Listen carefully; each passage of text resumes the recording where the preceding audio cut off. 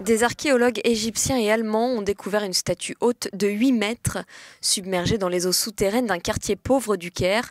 Après avoir analysé les restes, ils ont déterminé qu'il ne s'agissait pas de Ramsès II, mais du pharaon Psamétique Ier, qui a régné entre 664 et 610 avant Jésus-Christ.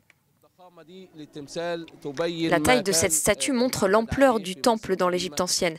La longueur de la statue est d'environ 8 mètres, ce qui signifie que la hauteur de la porte du temple était d'au moins 15 mètres, ce qui veut dire qu'il y avait un énorme temple principal à cet endroit. Psamétique Ier est arrivé au pouvoir au début de l'ère appelée Basse Époque. L'Égypte est alors victime d'un nouvel envahisseur, le roi assyrien Assurbanipal. Psamétique Ier va chasser les occupants et fonder une nouvelle dynastie. L'un des archéologues allemands explique que la statue a été trouvée près des ruines d'un temple dans l'ancienne cité d'Héliopolis, située à l'est de la ville moderne du Caire. Sur ce site, beaucoup de reliques ont été déplacées ou volées, en particulier après l'expédition de Napoléon. Une grande partie des ruines de la civilisation égyptienne ancienne est encore cachée sous terre et représente l'une des plus longues civilisations du monde et de l'humanité.